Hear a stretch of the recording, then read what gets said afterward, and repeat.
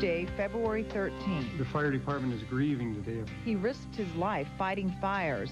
How a disease that's making headlines took the life of this local firefighter. An 18-year-old father is accused of killing his baby girl. Why this isn't the first time police have heard of him. Plus, how a shopper helped track down a missing girl and her wanted father. WCCO 4 News at 6 starts now. The flu claims the lives of 2 more people in Minnesota. Hello, I'm Amelia Santinello. And I'm Frank Vassalero. The latest victims are a Minneapolis firefighter and a child. The firefighter is 44-year-old Barry DeLude, a 21-year veteran of the fire department. Bridget Bornstein is live in the newsroom with more on the people who knew him as a father and a friend. Bridget? Barry DeLude leaves behind a wife and 2 children. For fun, he played hockey and was often out on the ice with his kids. Last week, DeLude missed a couple shifts because he wasn't feeling well. He had respiratory problems. Sunday, he checked into the hospital and died this morning. He worked at Station 17 in South Minneapolis. That's the same neighborhood where he grew up. He's truly one of our brothers, and all of us are devastated today. He was very personable, very well liked by the firefighters, very professional. In fact, his performance reviews were always top-notch. The captain on his crew loved having him. He was a great driver, and like I said, he'll be missed. The health department says it is unusual to see a 44-year-old die from complications of the flu. Frank? Yeah, especially considering he got himself to the hospital, too. Do we know, Bridget, did DeLude get a flu shot this season? No, he did not get a flu shot. Doctors are also checking to see if he had any other health problems. And that made it complicated things? That may have, if that's what they discover. Okay. Bridget, thanks. As we mentioned at the top of the show, we also found out this afternoon that a 4th child in Minnesota has died from influenza. Health officials say the child is an 8-year-old from the Duluth area. They say the child did have a flu shot, but did have other health issues as well. 3 other children, including 2 from the Twin Cities, have died from the flu this season. Health officials say it is important to get your kids vaccinated and to make sure that everyone washes their hands frequently to keep germs from spreading. A 15-month-old St. Paul girl is dead tonight. Her 18-year-old father is accused of killing her. Police say Beaufort Jackson is in jail right now. And as Heather Brown tells us, this is not the first time he's accused of hurting his daughter. 15-month-old Destiny Jackson had just moved into this apartment building with her mother last month.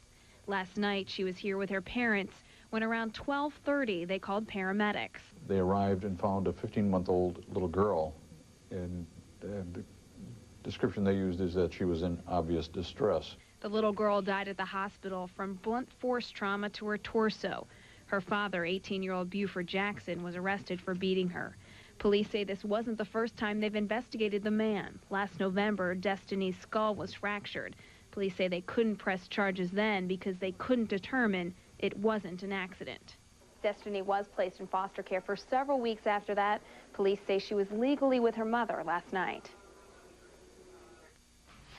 And Heather tells us that Jackson is expected to be charged with homicide tomorrow. The death of a 2-year-old Fergus Falls girl may lead to a new law to protect children. Emily's Law is named after Emily Johnson. She died after being beaten by a 13-year-old boy at a daycare. The law calls for tougher sentences for juveniles who commit serious crimes. A happy reunion tonight for a mother and her teenage daughter after the girl went missing for nearly 24 hours. Police say 14-year-old Deirdre Makuta of Inver Grove Heights was taken by her father, Stephen, a convicted sex offender. This is video of Stephen in police custody today. Shoppers at the Mall of America spotted the father and daughter at the transit station and called police. The FBI and authorities in several states were already looking for them. Agents thought they might be headed out of Minnesota. Police say this case is an example of a successful use of the Amber Alert. Deirdre's picture and a description of the father's van generated dozens of tip phone calls. You don't like to do these investigations. You have a young child that was taken away from her mom. It's just very rewarding to all of us that we were able to locate her. Police say Deirdre was not hurt. Her father remains in police custody and will face charges in the case. Meatpacker Swift says it's recovering from immigration raids that put a big dent in its workforce. Swift processing plants in Minnesota, Iowa, and 4 other states were targeted by federal immigration officials back in December. Swift lost nearly 1,300 employees in the raids, about 10% of its workforce. The company says that it's been busy hiring, and its pork processing plants are now at normal levels. That should be good news for hog farmers who are having problems selling their animals. Swift says beef plants are at 70% capacity, but should rebound in May once new hires are done training. The company says it lost about $30 million after the raids. The Minneapolis Board of Education is meeting right now, and it's expected to make a decision about a new leader for the district. The members are deciding whether to permanently hire the interim superintendent, Bill Green. Yes. Being an interim is like being a guest in a home. Everybody says, you know, make yourself at home, but they don't mean for you to repaint the house and bring in new furniture and eat the last piece of chicken. As Darcy Pollen tells us tonight, Green and the district are facing big challenges. First and foremost, the honeymoon period with interim Minneapolis School Superintendent William Green is over. It seems now the district is ready for a long-term relationship. I think he's been doing well. I think he has some of the street credentials. We were inundated with letters and emails and phone calls from people throughout the city saying, don't do a search, hire Dr. Green. Dr. Green and others know well the challenges which the district faces. The money, the lack of money. $60 million in cuts over the next 3 years. We're losing kids all the time to open enrollment, and that's a shame. I've been very happy with the education that my children have received, but that needs to change if we're going to keep kids and not have the dollars chase them out of the school district. And an achievement gap between white and minority students that's among the worst in the country. I believe that we have a perception that we have to overcome. And the only way I think we can do that is show people that we're serious about getting results, that we're serious about being accountable, and that we're serious about reconnecting with our families and communities. And so Chief Academic Officer Bernadina Johnson is a woman Dr. Green picked to help turn things around. She's already getting high marks for her plan. Raising expectations, connecting with students. But with gain often comes pain. The message has been that everything is on the table, which includes class sizes, which includes closing sites. And let me tell you that closing schools and possibly selling them and increasing class sizes do not sit well as possible solutions for parents that I spoke with today. Even so, one source told me today that he would be very surprised if the whole board did not unanimously approve Dr. Green for the new Minneapolis school superintendent. Amelia and Frank? Well, Darcy, if that happens tonight, what kind of term, how long would he serve? Well, that's not going to be determined here tonight. Generally, it's about 2 to 3 years, Frank, but that will be hashed out most likely in the next couple of weeks when the terms of his contract are settled on. All right. Darcy Pollen, thank you.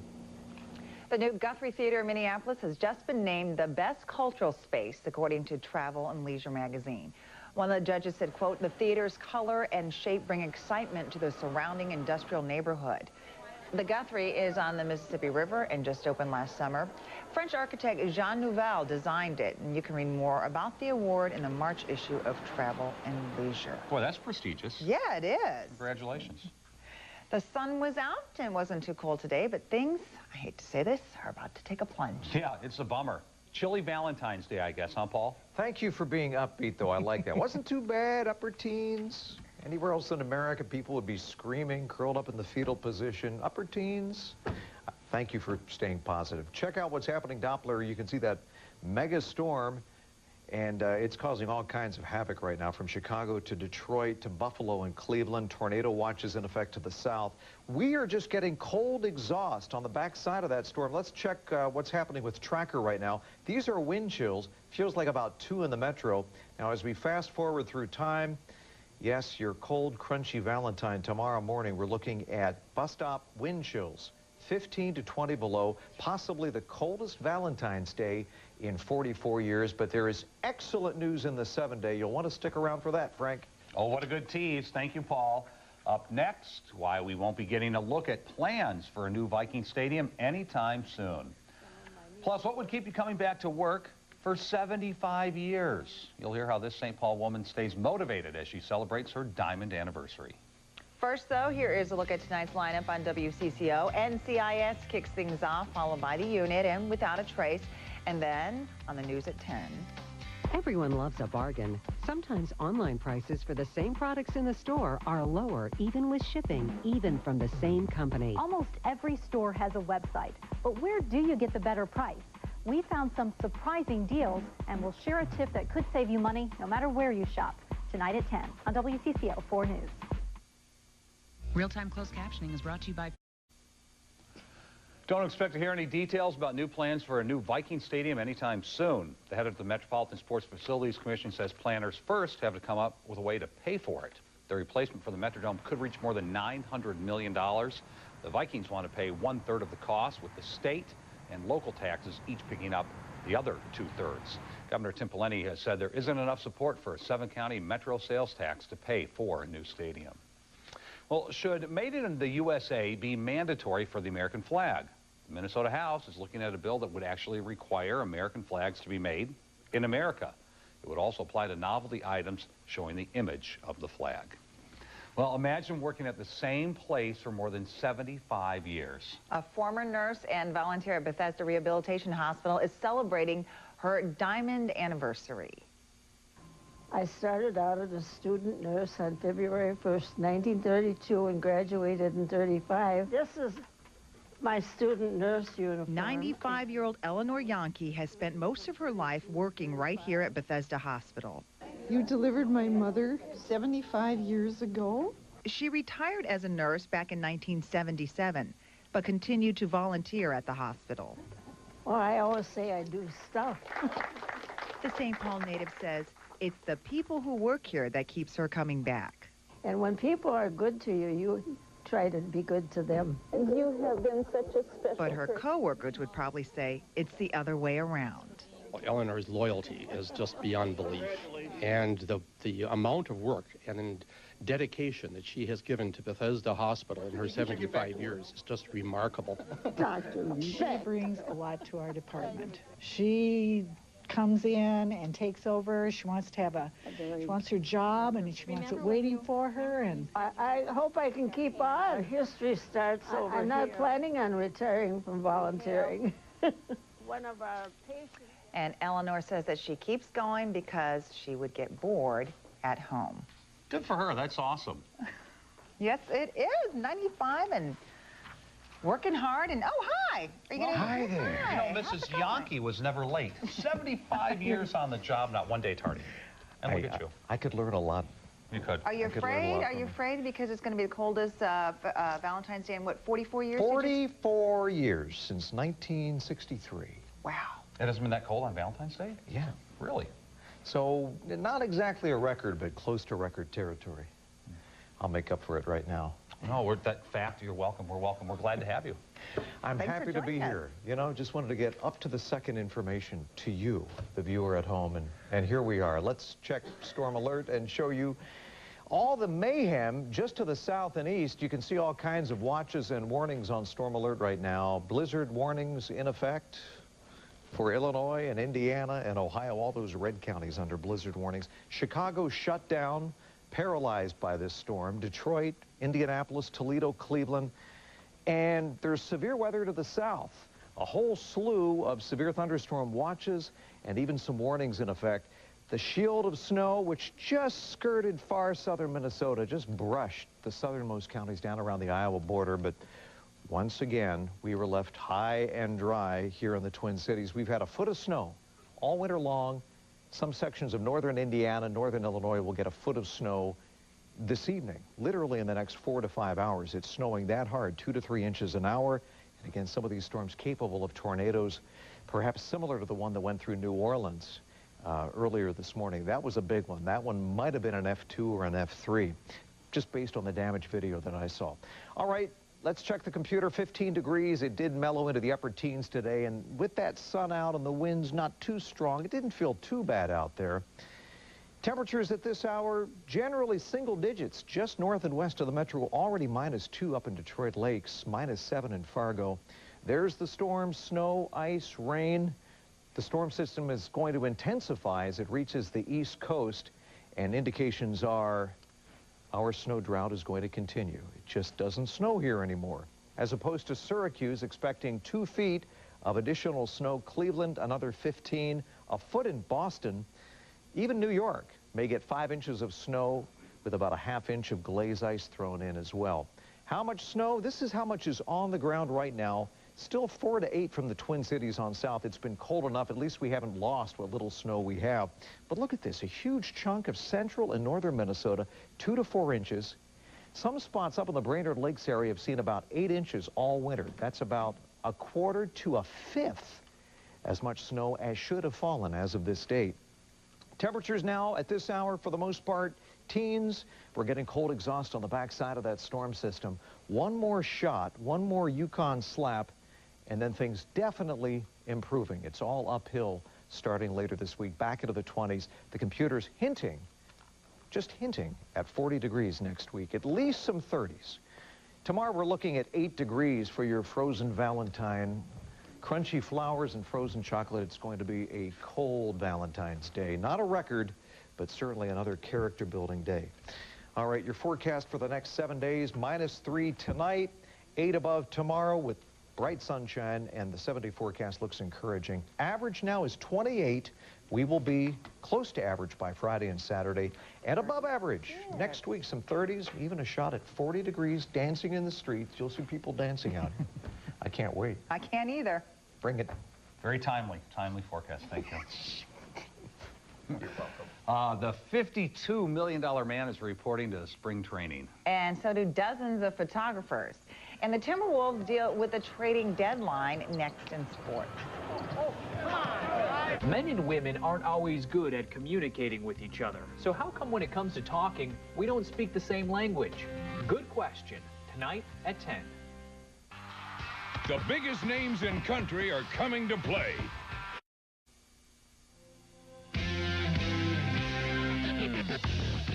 You're always thinking Mark Rosen has contrived the Valentine's trifecta. You are brilliant. Oh, thank you very much. So, everything's happening tomorrow night. Nothing going on tonight, of course, in the local sports world. Everything tomorrow night, including the Minnesota Timberwolves, who Kevin McHale said a couple weeks ago were better than an 8th-place playoff team. You may have to rethink that. It's time to reassess the Minnesota Timberwolves, stumbling along at 3 games under 500 with the All-Star break coming up this weekend and the trading deadline a week from Thursday. That means figuring out if Mike James is part of the picture. He was the team's biggest off-season signing, but he's been struggling all season to fit in. And when rookie Randy Foye moved into the starting lineup on Sunday, James moved back into the rumor mill again. He's handling it, well, like the veteran, the well-traveled veteran that he is. You just keep playing. You know, when the trade talks come in, you let your agent deal with that, you know, and there's nothing you can do about that. If it's not a good situation here, then you move on. You know, if both parties are not happy, then, you know, you do something about that. If you know, they always say, if it ain't broke, don't fix it. But if it's broke, well, get a wrench, screwdriver, a hammer, something. The Wolves face the Nuggets tomorrow night at Target Center without Allen Iverson, who has a sprained ankle that he announced today will also keep him out of the All-Star game. Iverson is averaging 27 points and 8 assists since being traded to Denver, but he's missed 7 of the last 8 games because of his ankle problems. The offseason for the Vikings promises more intrigue than most of the forgettable regular season, starting with the free agent signing period beginning on March 2nd. Mike Max starts with the Vikings in this week's News and Notes. If the Vikings' Jermaine Wiggins has his wish, he'll play elsewhere. Sources tell me he's let Brad Childress know it's okay to cut him and he will move on. Look for Gopher coach Tim Brewster to do a barnstorming tour through Minnesota this summer as part of the PR campaign. Among the options being explored for the Gophers' spring football game is playing it outdoors at a facility such as a high school that already has turf if NCAA rules permit. Former Gopher basketball player Corky Taylor's son, Chris, a senior at Wayzata High School, is slated to play basketball next year at Brown University. In fact, there could be a Minnesota flavor to the Ivy League. Blake Williams, the Metro's leading scorer, is scheduled to visit Dartmouth this weekend. Henry Sibley's Phil Haig, who is heading to Illinois, could make history. If he earns all-conference in basketball, that would mean he's earned all-conference in 5 different sports. Don Lucia tried to inspire offense with a 13-minute highlight tape featuring all the goals the team had scored prior to the Alaska series. And former Gopher women's basketball player Jamie Broback, now coaching at Breck as an assistant, is still working towards a career in the WNBA or overseas in Europe.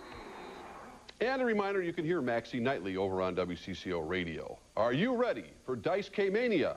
Daisuke Matsuzaka reported to the Red Sox camp in Fort Myers to start earning his $52 million contract. Wow. 24 still photographers and a dozen TV cameras followed his every move. He just showed up today, but all they saw was a 20-minute long toss session with a minor league catcher. And finally, Amelia, the Super Bowl of dog shows, the Westminster Kennel Club Best in Show finals are tonight at the sold-out Madison Square Garden. Now, I'm not quite sure if I will ever understand how the judges decide what makes a terrier best in show over a toy poodle. Then again, doesn't really matter. Just watching the owners prance around the garden and thinking of Fred Willard's commentary from the hilarious movie Best in Show does it for me. Of course, we will have the winners tonight at 10 o'clock. So can't wait for that. And Don mentioned Bill Cosby last night. Yes. He does have a dog in there. And didn't the dog win? Or am I giving away the winner? No, it's tonight. You can't give it away. It hasn't happened. He won his category, I guess. Yeah, the cause. The cause. Hey, a dog. Hey. The cause is dog. Yes. Thank you. We made that clear, I think. Wow. Time suicide at 10. Don, I'm glad I won't be in the building when this story airs tonight at 10. Yeah, I understand, Frank. Men think women talk too much. They think we don't listen. So why aren't we speaking the same language? That's a good question. Plus, 2 statues stolen from a Twin Cities park have been found. But you won't be happy when you hear what happened to the sculptures of the boys playing. That's coming up tonight at 10. All right. Thanks, Don. We were getting some commentary while you were talking about that men and women story. You don't listen. You don't listen. Before we go, the ultimate Valentine's Day present, and it even comes wrapped. A Hollywood photographer bought his fiancée a waterside home in England, and he made sure it was a surprise by covering it in waterproof paper. The home cost $1.5 million US, and the photographer says after this he shouldn't have to worry about Valentine's gifts for a while. No, he should be off the hook for a long time. He pretty much should, for a lifetime. Yeah. Well, that's what happens after you get married. Lifetime you kind rights. of forget, I think. Do you forget? I've talked to him. Oh. You had it good, though, while we were dating. Try to remember that. Remember the good years. Remember those years. The ancient history. Help me. What's going on tonight? I'm not helping you. What? No way. Oh, let him hang. 20s later this week. Tomorrow, coldest in 44 years. Enjoy. Chilly in here right now. It is. Very cold. Thanks for joining us. Wheel of Fortune's next. It is 10. Icy, actually. How to get those online deals to work for you in store tonight at 10.